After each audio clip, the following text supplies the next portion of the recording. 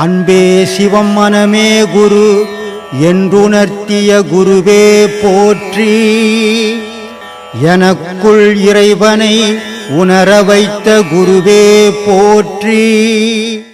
உலகத்தில் மனுஷனை தவிர மற்ற ஜீவராசிகள் ஏதாவது கடவுளை கும்பிடுதா?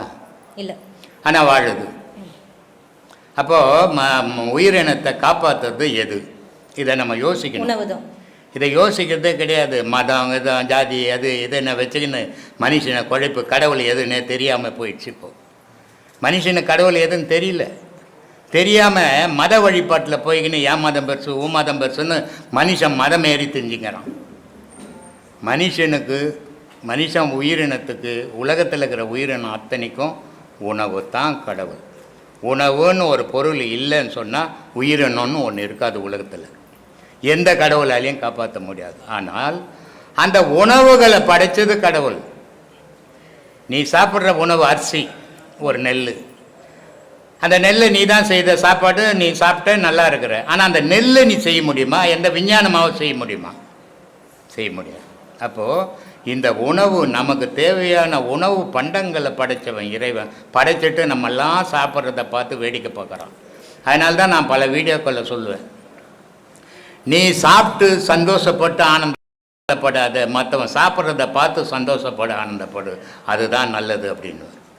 அது மாதிரி இறைவன் எல்லாத்தையும் படைச்சிட்டு நம்ம சாப்பிட்றதையும் நம்ம பண்ணுறதையும் பார்த்து அவன் சந்தோஷப்படுறான். அதே நேரத்தில் சில மனிதர்கள் செய்கிறத பார்த்து கடவுள் வருத்தமும் பண்ணுறான், இவனையும் நம்ம படைச்சிட்டுமேன்னு. இதை ரொம்ப அழகாக பட்டினத்தார் கேட்குறாரு காஞ்சிபுரத்தில். பொல்லாதவன் நெறி நில்லாதவன், மெய்யடியார்பால் செல்லாதவன், உண்மை சொல்லாதவன், ஏன் பிறந்தான் கட்சி ஏகம்பன் என்றார். இவன்லாம் பூமியில் எதுக்கு பிறந்தான்? நல்லவன் பின்னாடியும் போகிறதில்லை, நல்லதையும் பேசுறதில்லை, பொய்யே பேசின்னு திரியிறான். இவன் எதுக்கு இந்த பூமியில் போகிறான்னு இப்போ இறைவன்கிட்ட கேட்குறாரு. அப்படிப்பட்ட மனிதர்களும் வாழ்ந்துன்னுக்கிறான் இந்த உலகத்தில். இறைவன் படைக்கும் போதே நன்மையும் தீமையும், இரவும் பகலும், இன்பம் துன்பம், இதையெல்லாம் கலந்து தான் படைச்சிருக்கிறான். ஏன்னா தீமை இருந்தால் தான் நன்மைக்கு பெருமை, நன்மை இருந்தால் தான் தீமைக்கு இழிவு, இரவு இருந்தால் தான் பகலுக்கு பெருமை, இன்பம் இருந்தால் தான் துன்பத்துக்கு இழிவு, துன்பம் இருந்தால் தான் இன்பத்துக்கு பெருமை. இப்படி ஒன்று ஒரு குடும்பத்தில் ஒரு பெண் இருந்தால் தான் அந்த ஆணுக்கு பெருமை. பெண் இல்லாத குடும்பம் அது ஒரு குடும்பமே கிடையாது. எந்த ஒரு குடும்பத்திலையும் ஒரு பெண் இருந்தால் தான் அந்த குடும்பத்தில் இருக்கிற ஆணுக்கு பெருமை, எங்கே போனாலும் ஒரு பெருமை. ஆனால் ஒரு பெண்ணுன்ற ஒருத்தி இல்லைன்னா அவளுக்கு துணையாக அந்த ஆணுக்கு ஒரு பெருமையும் இல்லை, ஒரு ஜீவராசி அது அப்படி ஆகிடும். அதனால் இந்த பெண்ணுன்றவளே ஒரு சிறந்த பொருள். அது இறைவனுடைய படைப்பில் இந்த பெண் படைப்பு ஒரு அற்புத படைப்பு. அப்படிப்பட்ட பெண்ணாகப்பட்டவ இன்றைக்கி இந்த உலகத்தில் சீரழிஞ்சு சின்ன பின்னமாக போகும்போது அதை பார்க்கும்போது மனசு ரொம்ப வருந்தது, ரொம்ப வருத்தமாகவும் இருக்குது. நம்ம என்ன செய்ய முடியும்? எல்லாத்துக்கும் இறைவனே பொறுப்புன்னு போக வேண்டியது. ஆத்ம வணக்கம். ஆமாம், சொல்லியிருக்காரு. இறைவனுக்கும் 8 குணம் தான் சொல்றாங்க. இறைவனுக்கும் 8 குணம் சொல்றாங்க, தெய்வத்துக்கும் 8 குணம் சொல்றாங்க, கடவுளுக்கும் 8 குணம் சொல்றாங்க. ஆனா அந்த 8 குணத்தை பிரிக்கும் போது 4 வேதம் உருவாகுது. அந்த 4 வேதத்துல வந்து ஐயா வந்து நம்மளுக்கு உபதேசம் பண்றாரு. அதே 4 யுகங்கள் அப்படின்னு சொல்லி ஐயா சொல்றாரு. ஒரு யுகம் வந்து பார்த்தீங்கன்னா ஐயா சிறு வயதில் வாழ்ந்தாரு, அது ஒரு யுகம் அப்படின்னு ஐயா சொல்லியிருக்காரு. 2வது யுகம் தெய்வலோகம். இந்த லோகத்துல வந்து நம்மளாம் இங்க இருக்கிறவங்களாம் தெய்வ லோகத்துல கால் வச்சிருக்காங்க. ஏன் இது சொல்றேன்னா, எத்தனை குறை இருந்தாலும் நம்ம இங்க இருக்கிறவங்களாம் வந்து தெய்வ லோகத்திலேயே வந்து இருக்கிறோம் அப்படின்னு வந்து அந்த நினைவோடு இருந்து பேசுனீங்கன்னா இங்க வந்து நல்லதே நடக்கும் அனைவருக்கும். ஏன் சொல்றேன்னா, என்ன அறிவு கேட்டது உங்களுக்கு அது கேள்வியா கேட்கணும், அதுக்காக சொல்றேன். இந்த தெய்வலோகத்தில் ஐயா என்னவா இருக்கிறாருன்னா, அணிச்சந்திரனாக இந்த 2வது உலகத்தில் வந்து ஐயா வந்து அணிச்சந்திரனாக, அந்த அணிச்சந்திர லோகத்தில் தெய்வலோகத்துக்கு வந்து அவரே தளபதியாக இருக்கிறார். யாராலும் இருக்க முடியாது. ஆனா ஏன் இந்த கேள்வி என் வாயால் சொல்லப்படுது என்று தெரியல. ஆனா இந்த பாடத்தை முழுமையா ஒவ்வொரு மனிதனும் செஞ்சீங்கன்னாலே மனம் ஒடுங்கி எது மேலேயும் ஆசைப்படக்கூடாது. அதுதான் நம்முடைய ஏற்பாடு. ஏன் சில பக்த கோழிகள் வந்து இது மாதிரியான ஒரு எண்ணங்கள் மாறுபடுறதுக்கு காரணம் கடல் தண்ணி சுத்தமான தண்ணியா இல்லை நல்ல தண்ணியா சாமி? சுத்தமான தண்ணியா இருக்குது. மேலே போகும்போது தான் கடல் தண்ணியை கேட்குறேன். சுத்தமான தண்ணி இல்லை. ஆனால் இறைவன் என்ன பண்ணுறான், மொத்தமாக அதை படிச்சிருந்தானா உலகமே உற்பத்தி ஆகாது. இறைவன் அதுக்குன்னு ஒரு இடம் கொடுத்து, அழுக்குன்னு ஒரு இடம் கொடுத்து அதில் கலக்க வச்சிட்டான் இறைவன். அந்த தண்ணியை சூரியன்ற ஒரு கோளோட உதவியால் ஆவியாக்கி அழுக்கெல்லாம் கீழே தங்கிட்டு சுத்தமான தண்ணியை மட்டும் மேகம் கொண்டு வந்து இந்த பூமி பந்து மேலே மழையாக போயிடுது. புரியுதுங்களா? சரி, அழுக்கில் இருந்த தண்ணி தான் அது, அழுக்காகவே மேலே போல. இப்போ சுத்தமாக வந்துடுச்சு. சுத்தமாக இருக்குமானா மேகத்தில் இருக்க வரைக்கும் சுத்தமாக இருக்கும். திரும்ப பூமிக்கு வந்தால் எந்த இடத்துல விழுந்ததோ அந்த மண்ணோட தன்மைக்கு அந்த நீர் மாறும். இது இந்த உலகத்தோட நியதி. இதில் சுத்தமாக இறைவனே படைக்கலன்னும் போது மனுஷ இனத்துக்கு குறை சொல்லி பிரயோஜனமே கிடையாது. இது எல்லாமே ஒரு படிப்பனையாக எடுத்துக்கின்னு கடந்து போய்கிட்டே இருக்கணும். அப்போது விழுந்துட்டேன், தெரிஞ்சிடுச்சு, நான் என்ன சுத்தம் பண்ணிக்க என்ன வழி, அதை தேடி தான் போகணும். கடல் தண்ணியிலேருந்து உப்பு வந்துச்சு. எப்படி வந்துச்சு? தண்ணியாக இருந்த ஒரு பொருள் இறைவன்ற கடல் கூட நான் தண்ணியாக கலந்துருந்தேன். எனக்கும் இறைவனுக்கும் பேதமே இல்லை. ஆனால் இந்த உலகன்ற ஒரு விவசாயி வந்தான், கடல் தண்ணியை பாத்தி கட்டி இப்போ தண்ணி போய் உப்பாக மாறிட்டேன். அந்த உப்புக்குன்னு ஒரு வடிவம் இருக்குதா? இல்லை. அந்த மாதிரி இவ்வளோ பேரும் உப்பாக நிற்கிறோம். திரும்பவும் இறைவன்ற ஒரு மழை துளி அதில் பட்டுதுன்னு சொன்னால் என்னோட உப்புன்ற வடிவெல்லாம் மாறி திரும்பவும் ஒரு நாள் நான் நீராக மாறி கடலை போய் கலந்துருவேன். புரியுதுங்களா? இது ஒரு சிலரால் ஈஸியாக புரிஞ்சிக்க முடியும், ஒரு சிலரால் சொன்னால் படிப்படியாக சொல்லும்போது புரிஞ்சிக்க முடியும், ஒரு சிலரால் காலம் கடந்து புரியும். அந்த புரிதலால் அவங்களுக்கு எந்த பயனும் இல்லை. நம்ம நோக்கம் என்ன? எதுக்காக இங்கே வந்தோம்? என்ன அப்படி பெருசாக சாதிச்சிட போகிறோம்? நீ கோடி கோடியாக வச்சுருந்தாலும் நீ இருக்கிற வரைக்கும் தானே உன்னை புகழ்ந்து பேசுவாங்க. நீ போனதுக்கப்புறம் அந்த கோட்டைக்குள்ளே உன்னை புதைப்பானா? இல்லை. ராஜராஜ சோழனு அவன் அரண்மனையில் வாழ்ந்த ராஜா. இந்த உலகத்தில் இந்த பக்கம் போய் பாதி நாட்டை பிடிச்சிட்டான். மலேசியாவிலேருந்து பிலிப்பைன்ஸ்லேருந்து எல்லா நாட்டையும் பிடிச்சிட்டான். அவ்வளோ பெரிய மண்ணை அவன் வாழ்ந்த வீடு இருக்குதா?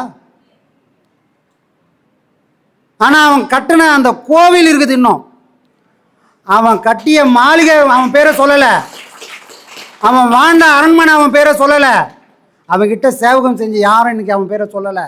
ஆனால் உலகத்துக்காக அவன் செஞ்ச கோயில் மட்டுமே இன்னை வரைக்கும் அவன் பேரை சொல்லினது. அப்போ காலம் கடந்து ஒரு மனுஷன் நிற்கணும்னா அவனுடைய விசாலமான பார்வை இருக்கணும். அந்த விசாலமான பார்வை இல்லைன்னு சொன்னால் ஒரு வீட்லையும் 3 மாதம்தான் அவங்க போட்டா இருக்கும். அப்படி தானே? நம்ம அப்பா சாவர வரைக்கும் தான் அவரோட அப்பாவோட போட்டோ இருந்தது. நம்ம அப்பா செத்த உடனே அவரோட படத்தை வச்சு இப்போ நம்ம அப்பா படத்தை வச்சுட்டாங்க. நாளைக்கு நானும் சாவேன், நம்ம அப்பா படம் போயிடும், இப்போ என் படம் வந்துடும். அப்போது இந்த உலகத்தோட நிலையாமை என்ன, நிலையானது என்னன்றது தெரிஞ்சிக்காம நான் வாழ்ந்தா எனக்கு பேர் மனிதனா அப்படின்ற கேள்வி ஒரு உள்ளத்திலையும் எழுந்தால் பாதைகள் தடுமாறத்துக்கு இங்கே வேலையே கிடையாது. அந்த கேள்வி எல்லாருக்கும் வருமானம் வராது. ஒரு அடி விழுது தேய்ச்சிக்கினே போகிறவனும் இருக்கிறான், ஒரு அடி விழுது இது ஏன் விழுந்ததுன்னு யோசிக்கிறவனும் இருக்கிறான். எப்படிப்பட்ட ஆளும் இருக்கான்ல சாமி? நீ அதில் எந்த ரகமாக இருக்கணும்? தேய்ச்சிக்கினே போகிற ஆளாக இருந்தால் அடி விழுந்துக்கினே இருக்கும்.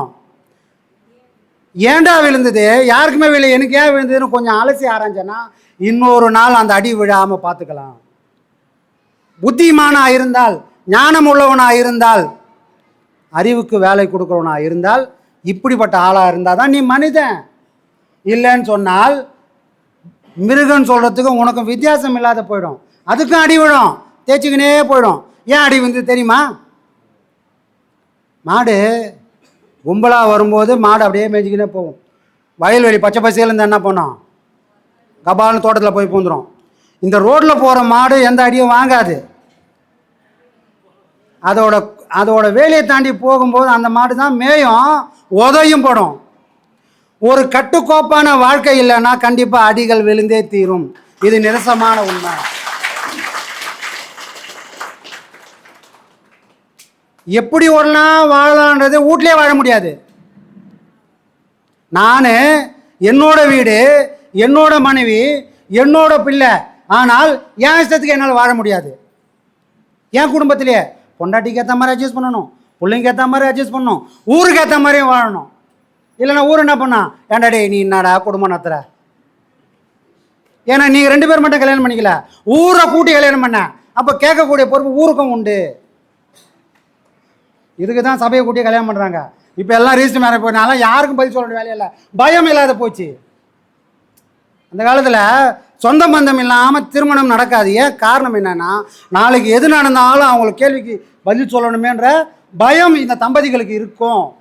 அதனால தான் ஊரை கூட்டி ஏதோ சோறு போட்டி தெரியல, எல்லாரும் கூப்பிட்டா சோறு போடணும், சோறு போட்டால் செலவு பண்ணணும், கடங்கச்செல்லாம் வாங்கி ஏன் பண்ணாங்க? இவங்க 2 பேர் பக்குவம் இல்லாத ஆன்மாக்கள். உடல் என்ற ஒன்றை கடந்து போகாத ஒரு பருவத்தில் இருக்கிறவங்க. அவங்களுக்கு ஒரு பயத்தை கொடுக்கணும். வந்துக்கிறாங்களே இவ்வளோ பேரும், வெறும் சாப்பிட்றதுக்காக வந்த கூட்டம் இல்லைப்பா, ஆத்மாத்மா உனக்கு ஆசீர்வாதம் பண்ண கூட்டம். அத்தனை பேரோட ஆசீர்வாதத்தோடு தான் உங்கள் 2 பேரோட திருமணம் நடக்குது. அப்போது கல்யாணம் ஆயிடுச்சு, நான் யாருக்கும் பதில் சொல்ல மாட்டேன்னு போயிட போகிற. இன்றைக்கி வந்த கூட்டமெல்லாம் நாளைக்கு ஒரு நாள் கேள்வி கேட்கும். அவங்களுக்கெல்லாம் பதில் சொல்ல நீ கடமைப்பட்டு உள்ளவன் தான் இவ்வளோ பேர் கூப்பிட்றோம். அப்போது இது சம்பிரதாயம் இல்லை, இது ஒரு ஒழுக்க நெறி. நாம் எப்போவுமே அடுத்தவங்களுக்கு கடமைப்பட்டுள்ளோம் பதில் சொல்ல அப்படின்னு ஒரு மனுஷனோட உள்ளுணர்வு இருந்து சொன்னால் தவறுகள் நடக்க அங்கே வாய்ப்பே இருக்காது. என்னை யார் பார்க்க போகிறான், என்னை யார் கேட்க போகிறான்னு ஒரு மனம் துணிஞ்சு போச்சுன்னு சொன்னால் தவறுகளாக நடந்து போகும், தடுக்கவே முடியாது. அப்போ ஒழுக்கம்ன்றது வேணும்னா நம்மளோட பெரியவங்களை முதல்ல மடிக்க கற்றுக்கணும். பெரியவங்கன்னா வயசில் பெரியவங்களா, மரம் கூட பெருசாக இருக்குது, நான் பிறக்கிறதுக்கு முன்னாடி ஒரு மரம் இருந்தது, அப்போ என்னோட பெருசானா அப்படி இல்லை. செயலால் யார் பெரியவங்களோ அவங்க மட்டுமே பெரியவங்க.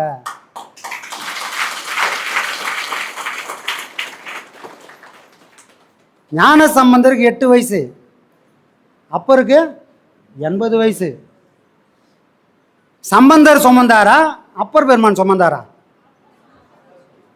அப்போ அவர் எதை பார்த்தாரு? என்னோட வயசுல சின்ன பையனேடா, உன்னை ஏன் சுமக்கணுமால, என்னை விட உனக்கு ஞானம் உள்ளவன்டா, உன்னை சுமக்கிறது எனக்கு சந்தோஷம். அப்போ ஞானம்ன்ற ஒரு மனம், அந்த மனசில் ஞானம்ன்றது உதயமாயிடுச்சு அப்படின்னு சொன்னால் அவனுடைய பார்வெல்லாம் குறுகலாகாது, விசாலமாயிடும். கதவை தர காற்று வரட்டும்.